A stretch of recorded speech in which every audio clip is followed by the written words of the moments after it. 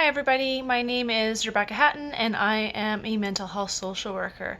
Jill invited me on to be a guest speaker today to talk to you about mental health. So that's why I'm here. Thanks for listening to me, and I hope that you find the information I share with you helpful.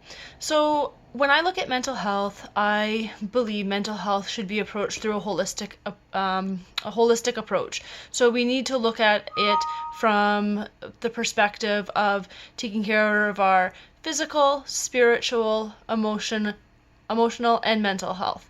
So sometimes I feel it's a little bit easier, or we pay more attention to our physical health or say our spiritual health, and find it a little more difficult to take the time to focus on our mental and emotional health.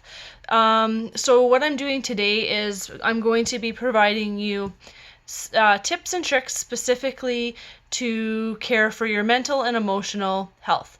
So I'm breaking these different habits down into into 6 different ideas that you can practice on a daily basis. I'm following what Jill and Kelly have done, breaking down the program that they're doing for you into the acronym PLEASE.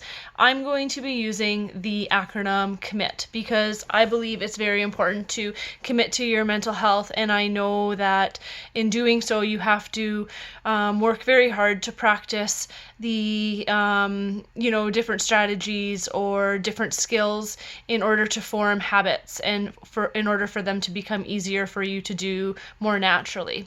So in saying that, I'm going to get started on introducing the new habits that you can start to work on developing. So the first one is C, and that is for compassion. So when I'm speaking about compassion here, I'm not just talking about compassion for others. I want you to focus more on compassion for yourself. We all have internal dialogue that can be self-defeating, and to be quite frank, we can be total assholes to ourselves sometimes. And that's not helpful, and we all do it. So it's okay that you do it. I wouldn't judge yourself over that, but I just want us to focus more on when we're doing it and showing ourselves more compassion. So when I look at self-compassion, I try to ask people questions, or even myself, and that question is this something that you would say to a friend or a family member or somebody you love?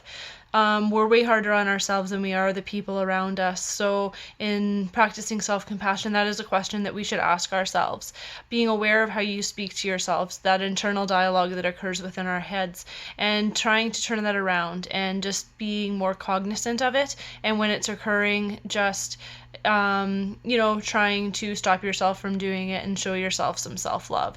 Another thing that I want you to focus on is self-care. So we hear a lot about self-care, and I know that people are often encouraging others to do that, but I want to really encourage people to take that time for themselves. We all live very busy lives, and it's hard to make that time, and often when we don't have time, the first person who loses our own time is ourselves, and we kind of push our own needs aside. So practicing self-care and self-compassion is very important. So that is the first habit that I want all of you to try and work on forming. The next one is O, so that is open up to our emotion. So when we're opening up to our emotion, I want to talk about the concept of diffusion. So diffusion is trying to work on separating ourselves from that internal dialogue, those thoughts, those emotions, the feelings that we have that are occurring in our head, and they often can hold us back. We don't have to be fused, so stuck to those. We don't have to get hooked on those and allow them to hold us back. There's a lot of work out there that encourages people to change their thoughts, or to push their thoughts aside, or to get rid of them. And that's not always practical, and it's really not even something that we can necessarily do. We can try, but they're always going to pop back eventually. And usually that's going to be over a pretty short period of time.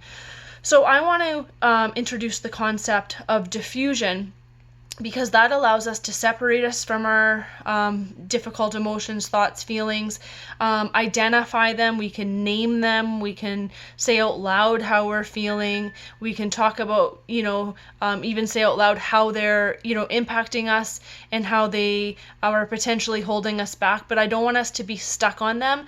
And I want you to continue to take the steps that you need to be the person you want to be, despite the fact that they're there, because unfortunately they're going to be there because we've developed patterns over time that have allowed them to be entrenched in our brains, and those are difficult things to change. So if we cannot allow ourselves to be fused or stuck to them, that is kind of a helpful way to look at those and manage them a little more effectively. I'm going to provide Jill some more information on diffusion, so hopefully she can share that with you in the group. The next concept or habit that I want to introduce is M, and that is mindfulness. So I know that you guys had a guest speaker not too long ago who was talking about mindfulness. So mindfulness is very important for us, and it is a habit that we can introduce into our everyday lives. Mindfulness is very useful because it allows us to take a moment to slow down and just reconnect with the present moment. We often spend all of our time either in the past or in the future, and we spend very little time focusing on the present, and we can really miss out on a lot when we are not being mindful of the present moment. Now, because we naturally do spend our time in the future and in the past, we have to work really hard at being in the present moment. We can do this by practicing mindfulness, and I find that practicing a mindful minute is very effective and a habit that we can develop and make time for. There's many different mindfulness strategies out there, but for the purposes of the information I'm sharing with you today, I want to encourage you to practice a mindful minute. There are resources. You can YouTube mindful minutes. I'm going to provide a video to you or for you, for Jill again, to share with you on practicing a mindful minute. I think that it is really important to practice mindfulness. It allows us to slow down, reconnect, and then kind of reset as well. We all need that because we run on autopilot, and practicing emotional mindfulness too, checking in with yourself, seeing, how you're feeling that day and how it's causing you to respond to yourself, to others, can be very helpful, and it can it can kind of change the direction of our day if we actually take the time to practice some mindfulness. So that is the first M that I want you to practice. The next one is moves. So we can either make moves towards or away from our values. So slowing down to kind of take note and help us evaluate how we want to live our lives is very important.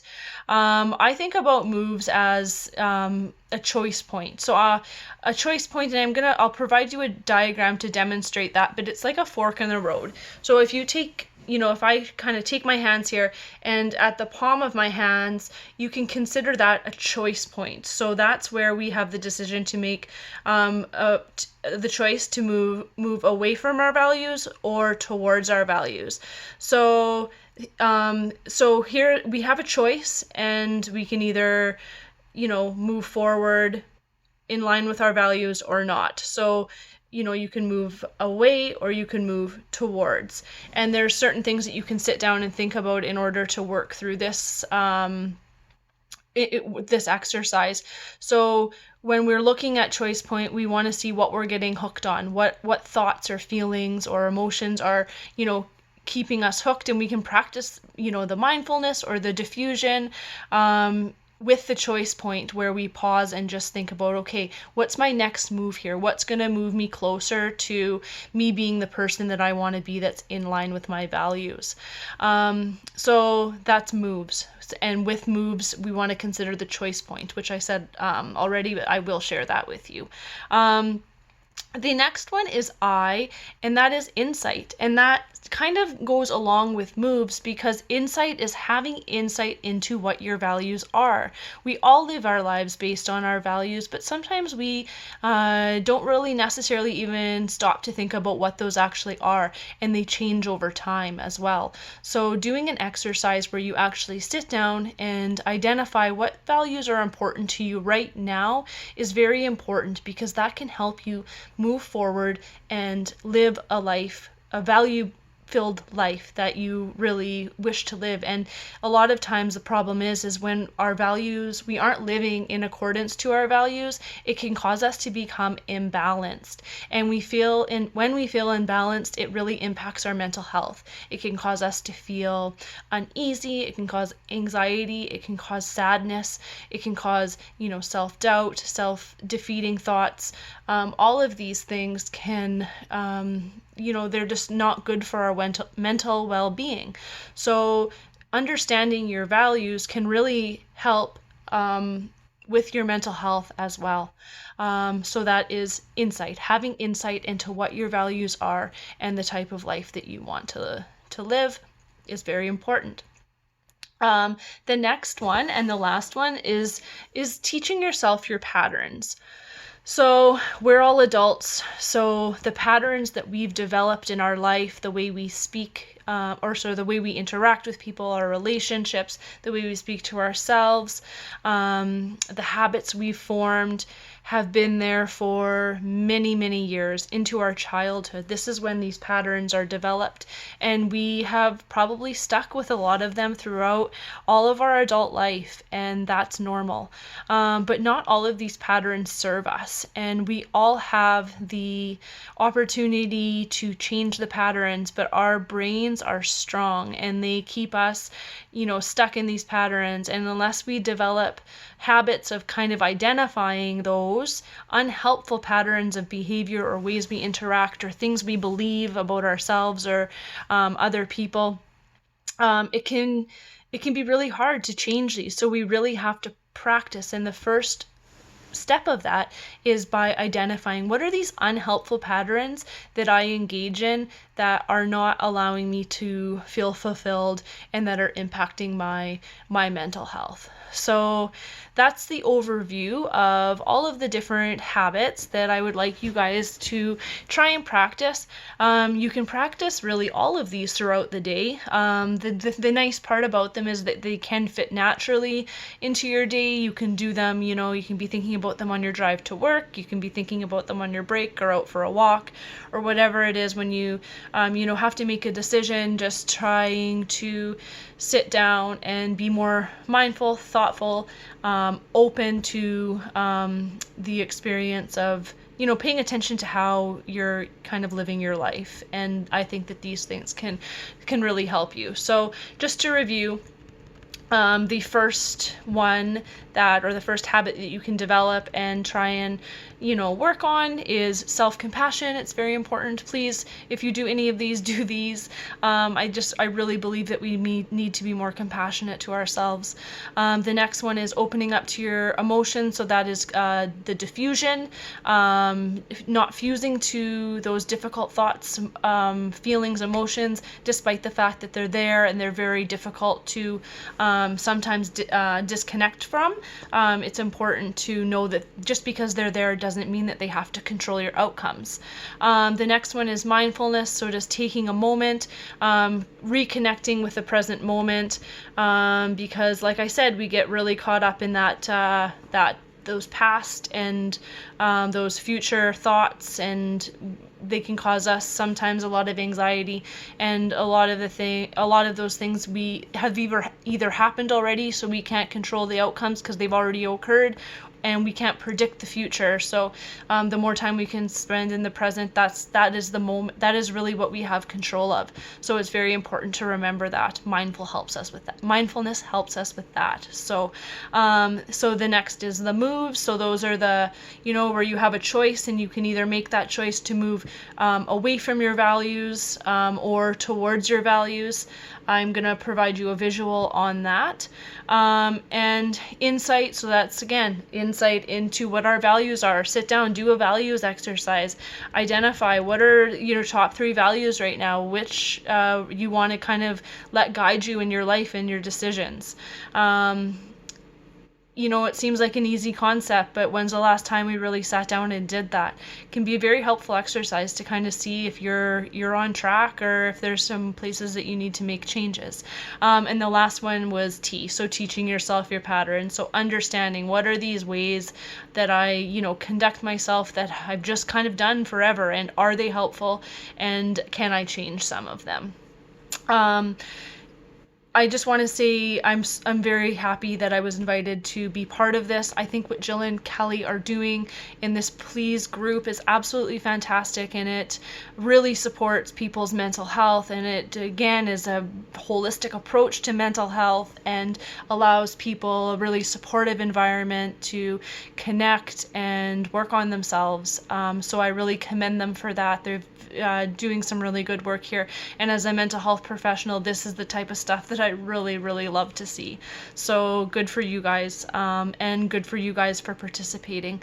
If you have any questions or comments, then you can certainly reach out to me on Facebook or Instagram. Jill has my, she has my contact information, how I can be reached through there. I'm willing to answer any questions that you have, also provide additional resources on all of the information that I've shared with you today.